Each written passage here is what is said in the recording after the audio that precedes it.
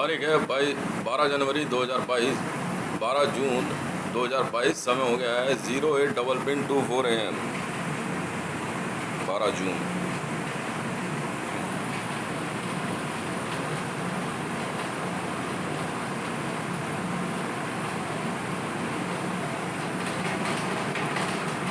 तो भैया मरियम नवाज शरीफ हो चाहे रब्बी पीर ज़्यादा हो चाहे रेहाम खान हो, है तो पाकिस्तानी नहीं है।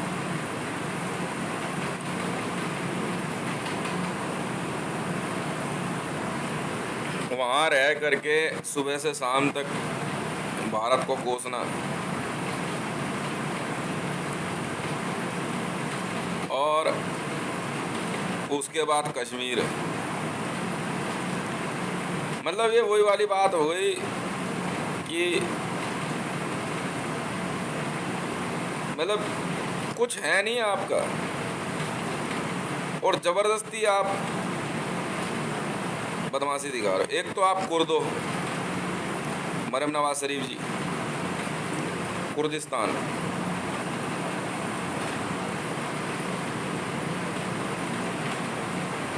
ठीक है। मरियम नवाज शरीफ जो ये औरत जो है ना, ये कुर्द है ये।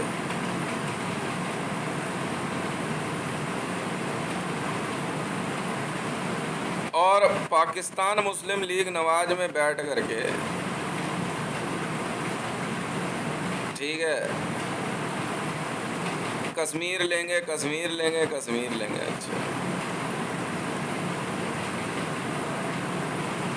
और भारत में 5 साल के लिए एक प्रधानमंत्री क्या आ गया, जूश। मैं इतना जानता हूं कि भारत की जनता को इस बात की तो सीख मिल गई कि ज्ञानी जैल सिंह जब आया भारत में राष्ट्रपति के तौर पर, तो उसने एक ऐसी फील्डिंग सेट कर ली कि इंदिरा गांधी मारी गई बाद में, बिल्कुल मारी गई जी। और अटल बिहारी वाजपेयी से जो भारत सरकार में जूश आए, इनकी वजह से दंगे फसाद दिख गए। गुजरात दंगों से लेकर के जहांगीरपुरी, मुजफ्फरनगर, कानपुर, आपका मालदा टाउन, आज़ाद मैदान, तो मैंने तो कभी ध्यान दिया नहीं था भाई। मैं कहा यार मोदी है ठीक है, मैंने कभी ध्यान नहीं दिया कि पारसी है, जूश है। तो हम तो प्रजातांत्रिक व्यवस्था में हमारा पालन पोषण हुआ, तो हमारे को जो है ना कभी इस बात पे ध्यान नहीं रहा है। हम तो कहते भाई ठीक है भाई, समाज के लिए बेहतरी के लिए कार्य करेगा, इससे बेहतर और क्या है। मतलब हमारे लिए जो है भारत के प्रधानमंत्री में और इंडियन आर्मी में ज़्यादा फर्क नहीं होता है। हम तो कह रहे जैसे इंडियन आर्मी है ना, जो बिना पक्षपात के जो है देश की सेवा में निरंतर रहते हैं, बस यही है। और ना ही कभी हमने पुलिस सर्विस में ये बात सोची, ना ही हमने पुलिस को लगाया ना, मेरे को कभी पुलिस को भी देख कर लगा। पर हाँ, एक बार मुस्लिमों को देख करके पुलिस में लगता रहेगा, मैंने कहा यार ये गड़बड़ करेगा। रियलिटी यही है। पर भारत में एक पारसी प्रधानमंत्री के चलते भारत की जनता को यह जरूर पता लग गया कि ये जूश विश्वास लायक नहीं है। और इतना अच्छा इनका छद्मावरण खुल के आया कि ये हिंदुओं में भी शामिल है। They are like a sugar in your coffee cup. यही कहना चाह रही थी ना अमृता शेरगिल ने, कहा था ये। अमृता शेरगिल एक पारसी थी, उसने कहा था कि we are like a sugar in your coffee cup, you can taste us but you can't see us. अब समझे ये बात किसने कही थी? अमृता शेरगिल ने कही थी। वो एक जूश थी, पारसी राइटर थी भारत में। वही हालात है।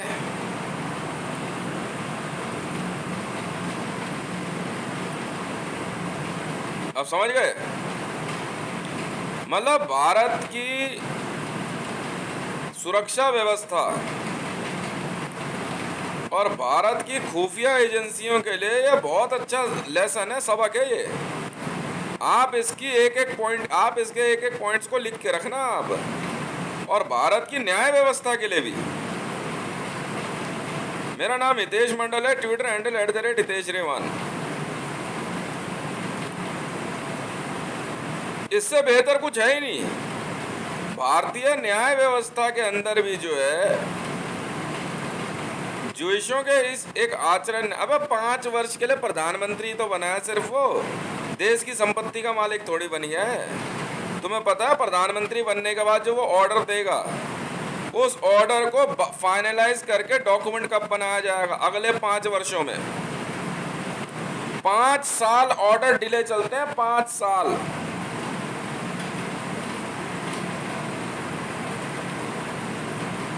ऐसे फाइनल नहीं हो जाता। सजा भले चालू हो जाएगी पर डॉक्यूमेंटेड नहीं होता। मोदी का इतिहास जो है ना, डॉक्यूमेंटेड नहीं होगा। भले भारत में दूर दराज साउथ इंडिया में बैठे एक व्यक्ति का इतिहास दर्ज हो जाएगा कि फला व्यक्ति ने भारत के तिरंगे को लेकर के तिरंगा यात्रा शुरू करी, उसका इतिहास दर्ज करेगी इंडियन आर्मी, पर भारत के प्रधानमंत्री का नहीं करेगी। आया होगा कोई कार्यकाल।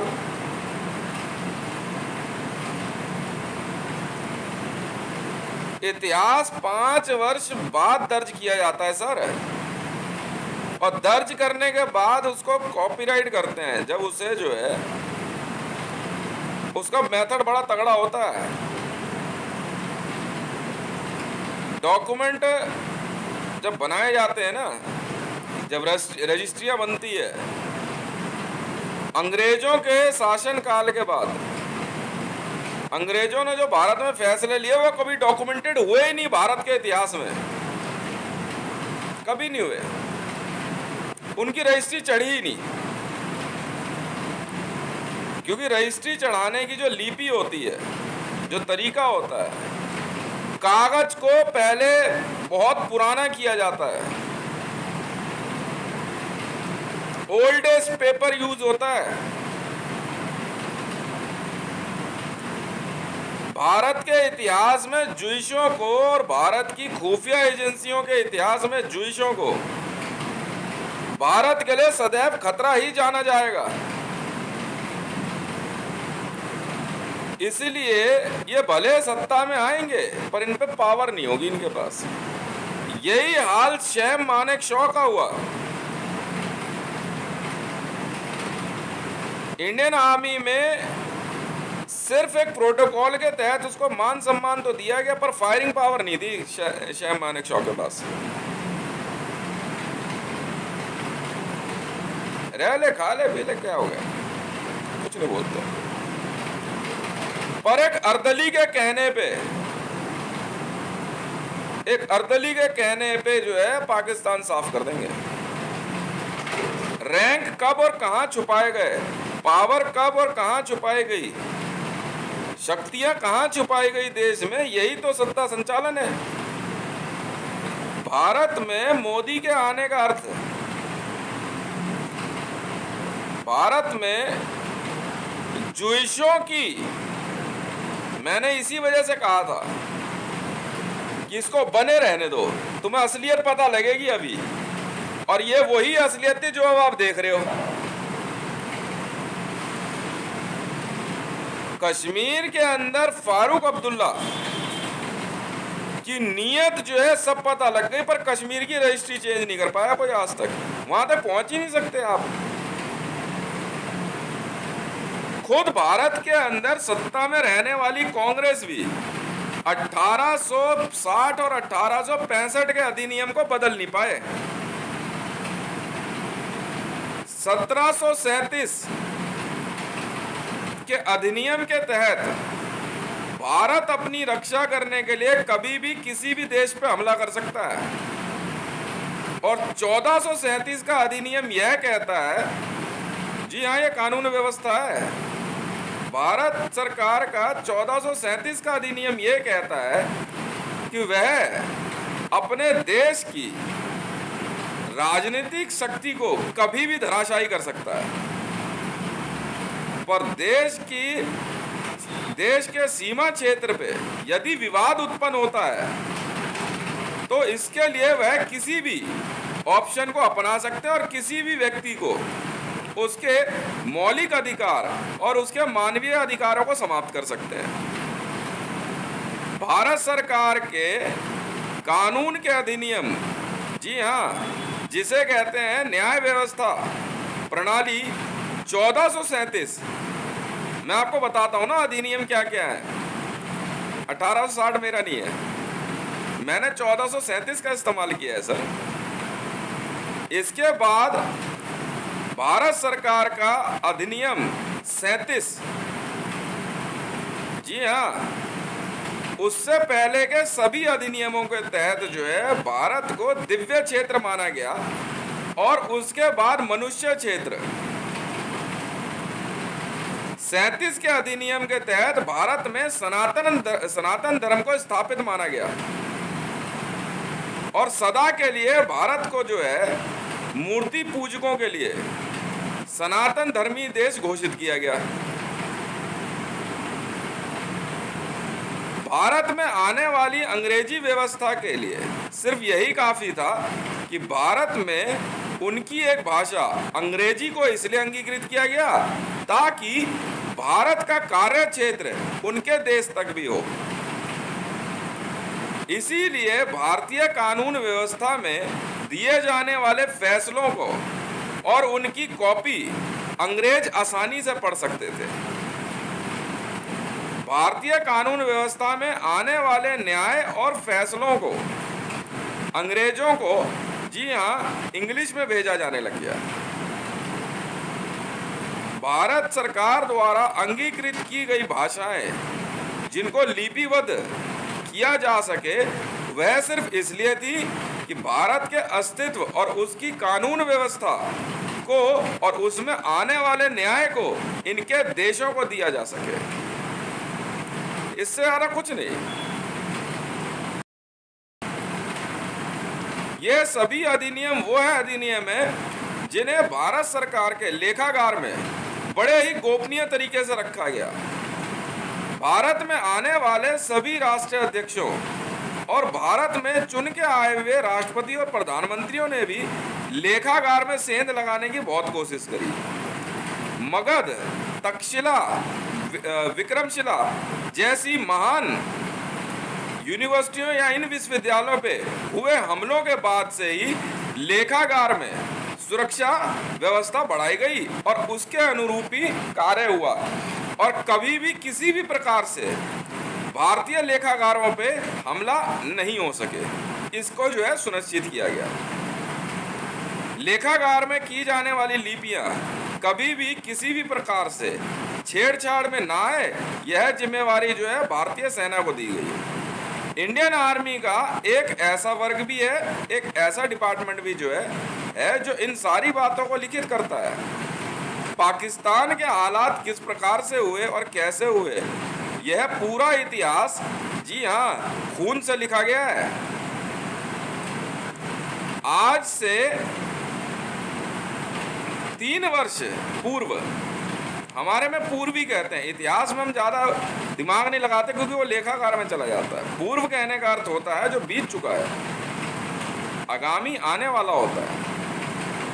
3 वर्ष पूर्व जब मैं युद्ध में उतरा अपनी नीति के साथ, उसी नीति के तहत हमने पाकिस्तान के साथ जो कुछ भी किया, आपको जान के हैरानी होगी कि भारत सरकार के लेखागार विभाग ने, जी हाँ, और उस पूरे इतिहास और युद्ध का वर्णन भारतीय सेना के जवानों के खून से लिखा। और ये एक ऐसा इतिहास है कि जो युगों युगों तक जाना जाएगा। पर हाँ, ये जरूर है, हो सकता है कि इसको लिपिबद्ध करके किताबों में लाने में समय लगे। जिस प्रकार भारत के इतिहास के तिलका मांझी, जी हाँ, बिरसा मुंडा का नाम लिया जाता है, इसी प्रकार से आने वाले समय में इन जवानों का भी नाम लिया जाएगा। मात्र अपने तीर धनुष की ताकत से बिरसा मुंडा और आपके तिलका मांझी ने जिस प्रकार से ब्रिटिश रूल की नींव हिला दी, उसको जो है ज्यादा वर्णित करने की जरूरत नहीं थी। पर उसका असर, जी हाँ, 1937 के अधिनियम में बदलाव करके अंग्रेजों ने आत्मसमर्पण किया, जिसको भारत में रह रहे कुछ पैसे वाले लोगों को ऐसा लगा कि वो अपने धन बल के दम से हमें वो है इतिहास दिखाएंगे जिसका असर आगे आएगा। आपकी गलतफहमी है सर। तिलका मांझी और बिरसा मुंडा जैसे इन महाशक्तिशाली महापुरुषों के अवतारों ने ही इन अंग्रेजों की रीढ़ तोड़ दी थी सर। और इंडियन आर्मी ने, जी हाँ, फिर अपना रूप धारण किया। ये वही लोग हैं भारत में, ये वह मिलिट्री जनरल थे जिन्होंने बिना आग्नेय शस्त्रों का इस्तेमाल करके सामने से आने वाले तोपों का मुंह बंद किया। अकेले तिलका मांझी ने, आपको जान के हैरानी होगी, तिलका मांझी छापामार युद्ध में इतना शक्तिशाली व्यक्ति था कि उसने ब्रिटेन से आने वाली आर्मी जो आए दिन पानी के जहाज के रास्ते कभी गोवा, कभी बंगाल और कभी गुजरात से एंटर करते थे, उन सबको उसने धराशायी किया मात्र तीर धनुष से। भारत सरकार से युद्ध लड़ने की इच्छा रखने वाले पाकिस्तान को भी जवाब हमने एडग्राफ और रेजर्स बटालियन के थ्रू दिया। हमने कहा युद्ध अगर आपको लड़ना है तो तलवार की ताकत किसे कहते हैं और खंजर की हम बताएंगे आपको। आसमान से चाहे परमाणु बम गिरे, चाहे सामने से गोलियों की बौछार हो, जो चाहिए वो चाहिए। रेजर्स बटालियन के इसी स्लोगन के साथ जो है हमने पाकिस्तान की हर वो पोस्ट हासिल करी जो हमें चाहिए थी। जिन जवानों ने इसमें अपने प्राणों की आहुति दी, उनके ही खूनों से यह इतिहास लिखा गया। हो सकता है कि आप और हम उस इतिहास को कभी पढ़ ना पाए, पर आने वाले समय में हमारे देश के छात्र उनके बारे में जरूर पढ़ेंगे। ऐसे बहुत से ऐसे जो है क्या कहते हैं मिलिट्री जनरल्स हुए। सैम मॉनेक शॉ जैसे लोग बिरसा मुंडा और तिलका मांझी से अपने आप को बड़ा समझते हैं। आज भी भारत के जंगलों में ये ब्रिटिशर्स कामयाब नहीं हुए। जंगल की संपदा का लूट और इनका दोहन करने के लिए ही तो ये भारत आते रहे हैं। मैं यह बात तो नहीं जानता कि वीरप्पन भारत में देशभक्त है या नहीं है, पर हाँ यह जरूर है कि जंगलों के अंदर उसका खौफ जरूर है। आज भी जंगलों के अंदर वीरप्पन की वजह से चंदन की तस्करी नहीं होती है। इंडियन आर्मी वाले जानते हैं, पर हो सकता है कि भाई वो देशद्रोही भी हो। वर्दीधारी पुलिस वाले या वर्दीधारी मिलिट्री जनरल्स गलतफहमी में ना रहे सर। असली आर्मी का आपने दर्शन नहीं करे अभी। जिस दिन ये जाग गए ना तो समस्या में आ जाओगे आप लोग, समझ में आई। जिस प्रकार से बिश्नोई समाज ने एडग्राफ में लड़के भेज करके Ashoka the great razor force para hunter 9 में लड़के भेज के पाकिस्तान को जवाब दिया है, ये अपने आप में ऐतिहासिक है। हम तो आज भी कहते हैं। और खुद भारत के अंदर जुइशों ने सरदारों का वेश धारण करके, सिखों का वेश धारण करके बिश्नोई समाज पे हमला किया। आप जानते नहीं हो आपने क्या पंगा ले लिया है।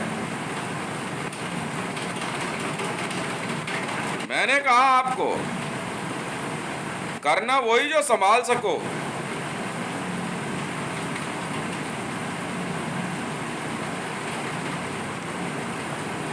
अभी जो है युद्ध में धानुक उतरेंगे। मैंने कहा था आपको, मैं जाति का धानुक और धनु राशि में जन्मा, प्रभु श्री राम का भक्त हूं।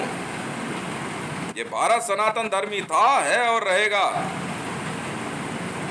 आपके द्वारा बनाए गए कानून और आपके द्वारा बके जाने वाली ऊल जुलूल बातों से ये देश किसी का नहीं हो जाता। हमने तो ब्रिटिशर्स को कुछ नहीं समझा, हमने तो मुगलों को कुछ नहीं समझा।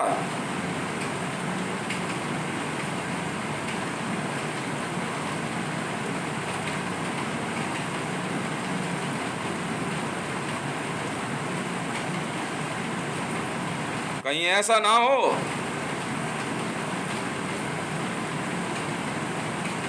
धोने के लिए हाथ और भागने के लिए पैर ना रहे।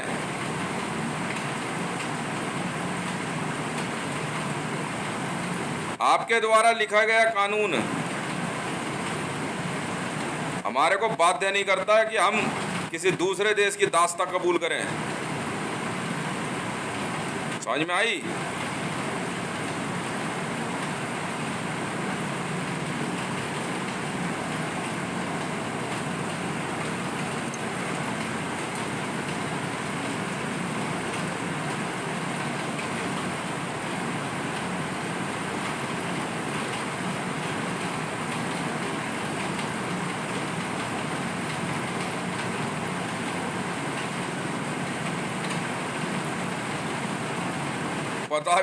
पता भी नहीं लगेगा आप लोगों के बारे में कहाँ चले गए।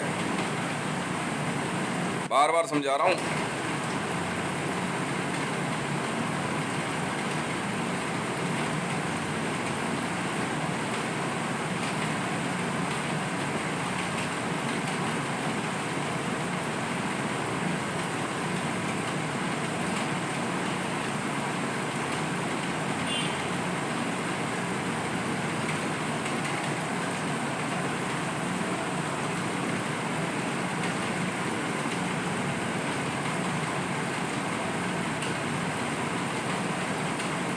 कश्मीर के मामले में कोई मध्यस्थता नहीं है। मुसलमान हो काबा जाओ, जूइश हो तो इजराइल जाओ। समझ में आई? पंडित और ब्राह्मण हो तो मंदिर जाओ। ये तो पिरो दूंगा एक ही तीर में सबको।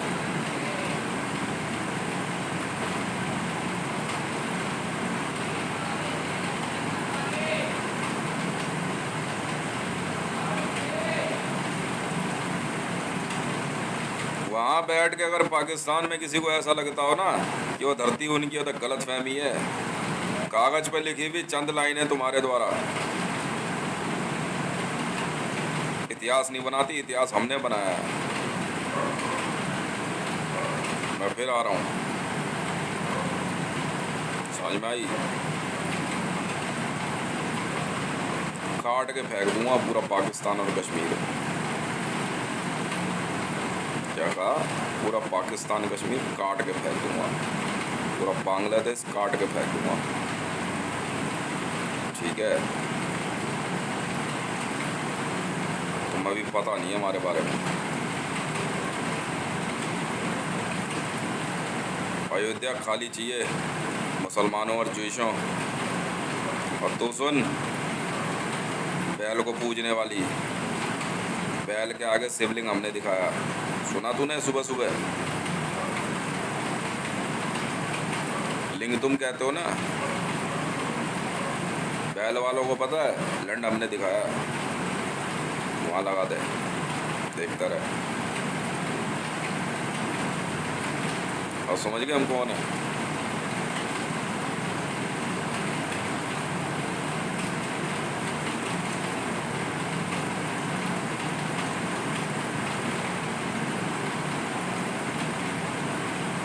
काट के फेंक दूंगा पूरा पाकिस्तान, काट के। सुनाई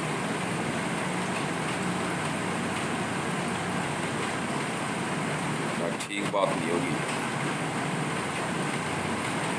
तुम्हारी इच्छा है।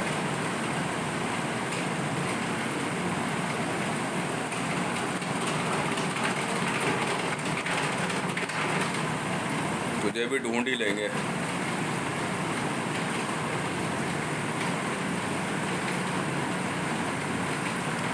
किसी टेक्नोलॉजी का ही तो खेल है।